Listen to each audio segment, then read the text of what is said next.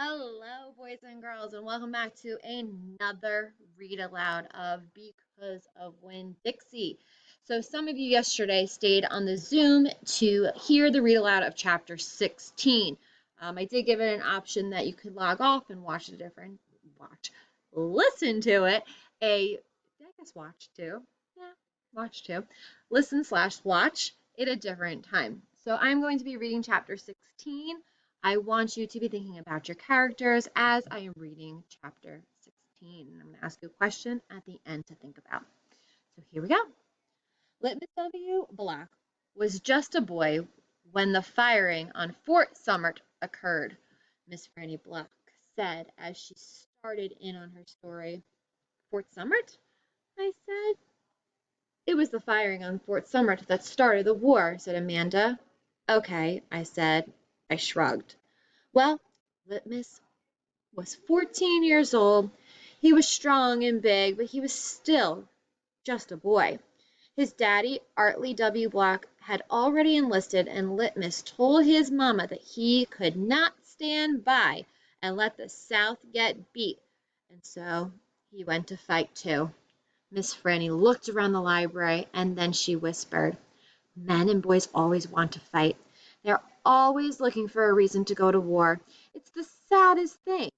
They think this abiding notion that war is fun, and no history lesson will convince them differently. Anyway, Litmus went and enlisted. He lied about his age. Yes, ma'am. Like I said, he was a big boy, and the army took him, and Litmus went off to war just like that. Left behind his mother and 3 sisters. He went off to be a hero. But he soon found out the truth. Miss Franny closed her eyes and shook her head. What's the truth? I asked.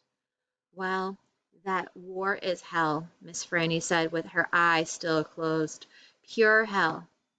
Hell is a cuss word, said Amanda. I stole a look at her. Her face was pinched up even more than usual. War, said Miss Franny with her eyes still closed, should be a cuss word too. She shook her head and opened her eyes. She pointed at me and then she pointed at Amanda. You neither of you can imagine. No, ma'am, Amanda and me said at exactly the same time. We looked real quick at each other and then back at Miss Franny. You can imagine Litmus was hungry all the time, and he was covered with all manner of vermin, fleas, and lice. And in the winter he was so cold he thought for sure he would freeze to death.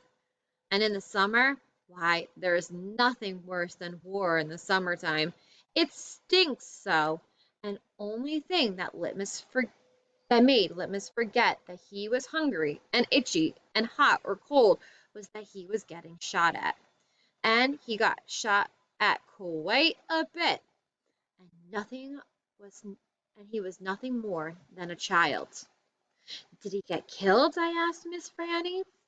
Good grief, said Amanda. She rolled her eyes.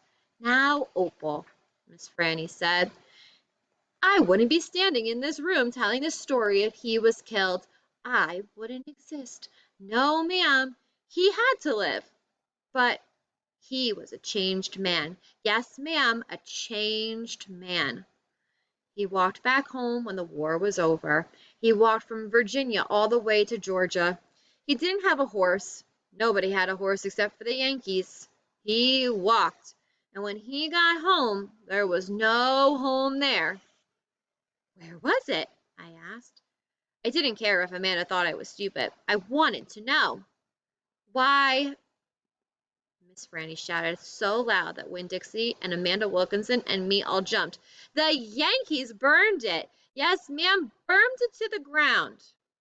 What about his sisters? Amanda asked. She moved around the desk and came and sat on the floor. She looked up at Miss Franny. What happened to them? Dead. Dead of typhoid fever. Oh, no, Amanda said in a real soft voice. And his mama? I whispered. Dead, too. And his father? Amanda asked. What happened to him? He died on the battlefield. Litmus was a orphan, I asked. Yes, ma'am, said Miss Franny Block. Litmus was an orphan. This is a sad story, I told Miss Franny. It sure is, said Amanda. I was amazed that she was agreeing with me about something. I'm not done yet, Miss Franny said. When Dixie started to snore and I nudged him with my foot to try to make him quit, I wanted to hear the rest of the story. It was important to me to hear how Litmus survived after losing everything he loved. End of chapter 16. So there were a couple of things that I was thinking while reading this chapter. The first thing is how Opal and Amanda were interacting and their relationship, and how Opal really doesn't like Amanda. Like, she's always talking about her pinched nose and she's making comments.